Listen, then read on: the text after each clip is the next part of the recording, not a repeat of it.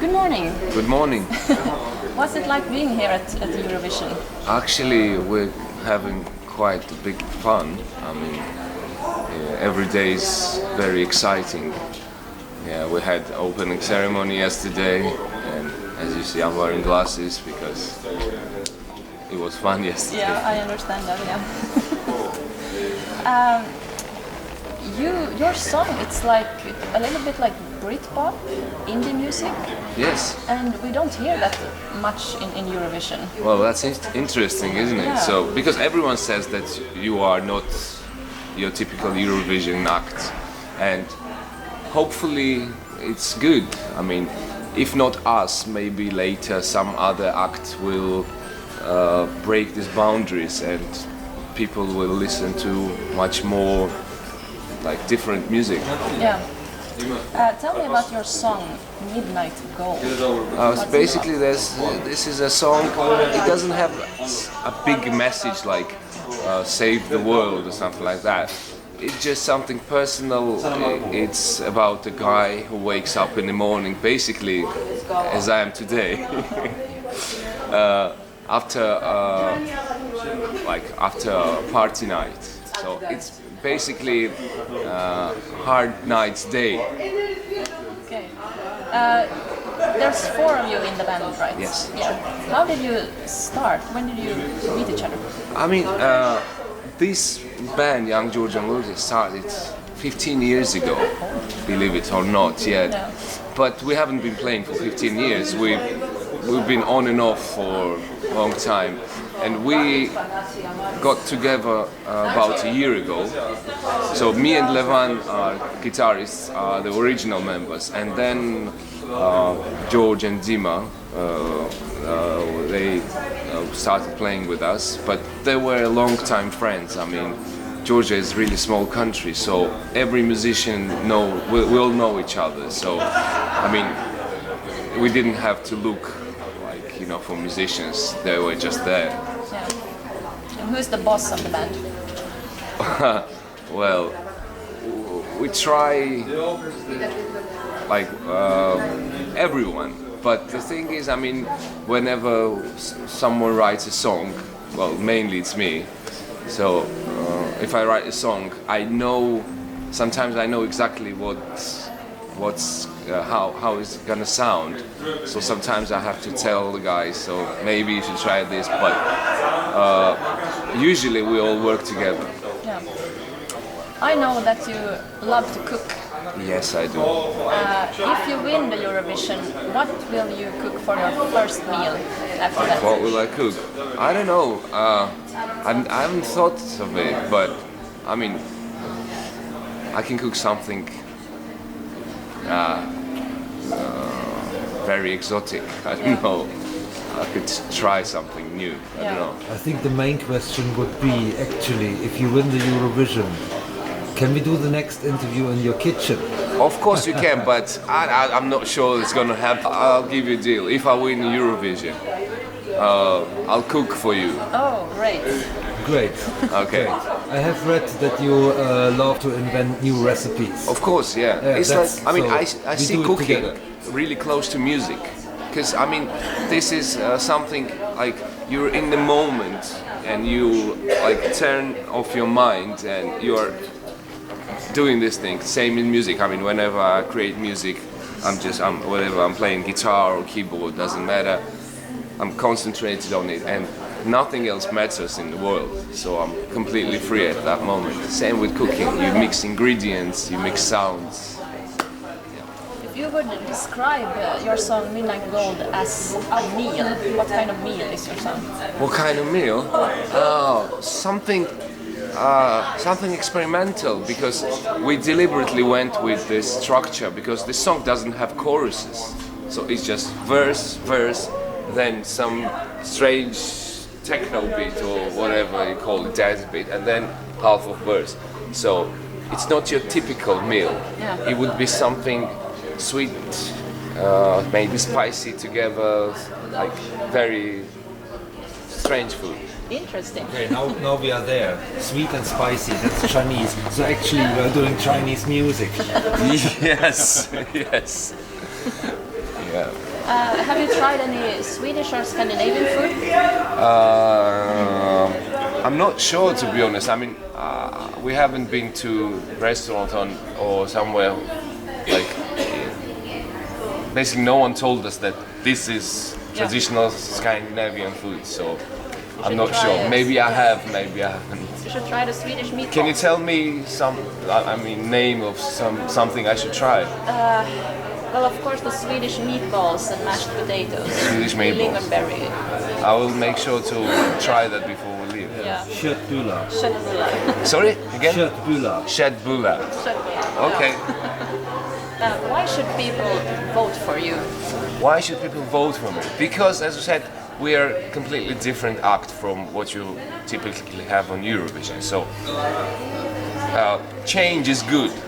So, you should vote for change. I mean, I sound like a politician, but I mean, I understand that most people don't really get our music because we're not your typical Eurovision act, but they should listen closely, and I think they'll like it if they free their minds, because I know it's hard to get out of your comfort zone, but the thing is, if you listen to more styles of music, you open up your mind. As in everything else, I mean, you meet new people, you try new food, and you expand your mind. Yeah. So you expand your mind with our music. I am not Finnish, but I live in Finland, and the Finns are always kind of proud of their language, because it's so complicated to learn. Because they have like 15 cases and whatever, but I have heard about the Georgian language, 15 cases, that's peanuts, isn't it? Yeah. Tell us a little bit about Georgian language. I'm not. It must be so interesting. I mean, to me it's really easy. I've always known Georgian, so I don't know whether it's complicated or not, but it should be probably, because we have our own writing, and it doesn't sound like anything else. I mean, for example, I don't want to say exactly what languages, but some languages sound alike. For example, if you know one language, you hear some similarities and you can understand what person is saying to you. But in case of Georgian, it's completely different. I mean, if I start talking in Georgian for 1 hour, I'm pretty sure you wouldn't guess any one word out of it. You know? So it is quite complicated, I think. Yeah, well, to talking Georgian, we will come later. Of course, we want you to talk Georgian to our viewers. So to your viewers, okay. At one point. Do you know Nina Hagen? Oh yeah, of course I know. Oh, sure. Do you know her song Ich Glotz TV? It's a cover version of White Punks on Dope. Probably, I don't know. I mean, I don't know the names of her songs, but I'm quite familiar with her music. I find you have a quite similar sound. Really? Yeah, especially with this Ich Glotz TV. You seem to use the same kind of synthesizer. Really? I'm sure it's not on purpose, but it's a good compliment. Of course not. We used vintage synthesizers on this song, not so vintage, Roland Juno and Moog and some Korgs. I mean, I love vintage synths. I mean, this is my new thing.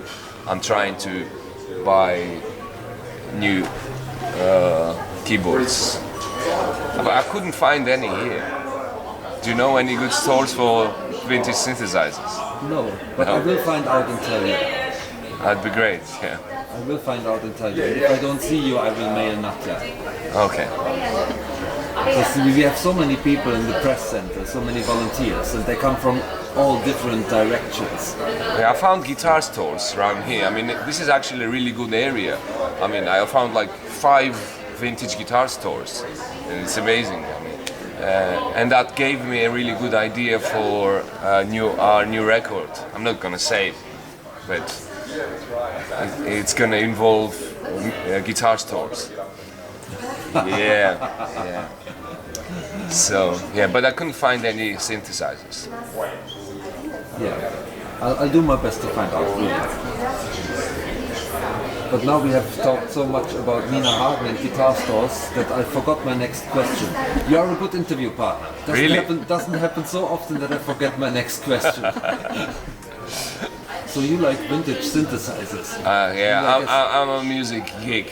I mean, like your typical music geek. I like, for example, I only buy old guitars because I believe that new guitar has no soul yet. Because whenever you hold the old guitar, like vintage one, you can feel all these notes that have been played and all the feelings that this guitar had during those years, you know. And I know I sound like a crazy person, but there's something there. I mean, I'm not just saying that, you know, to sound strange. Well, I think it doesn't sound strange at all. I'm completely with it, I have to say. But on the other hand, have you never thought about giving your soul to the new guitar? Well, I have a couple of guitars that I am working on. I mean, I have this Jaguar, Fender Jaguar, that Levan is playing on Eurovision. It's seafoam green, the color. Oh no, it's surf green, I think. And I bought it in year 2000. It was completely new, and now it's really hard to give your soul to a guitar because it's only now, like 16 years later, only now it starts to feel like a real guitar. Yeah, it takes time. Yeah.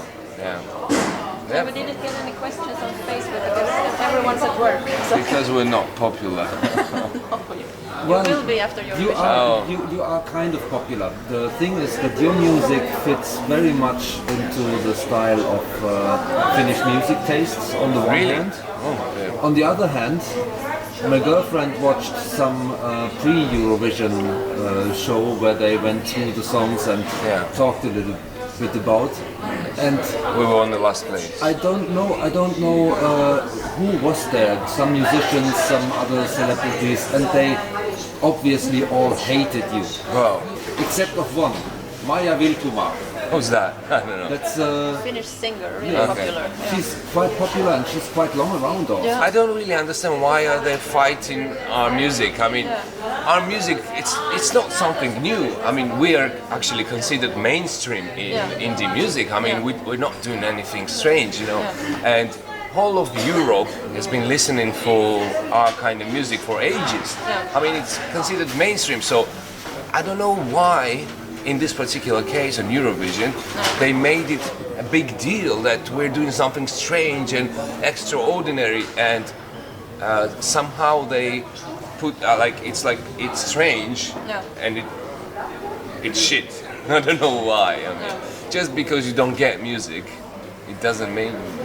Yeah, but it's what you said. You have to leave your comfort zone of Eurovision music. Of course. Even people don't like to do that. Even I try to listen to Eurovision songs with open mind because, as I see it, someone wrote this song, someone likes it, and if I don't like it, that's bad for me. I mean, that's my minus. I mean, that's your thing. Yeah.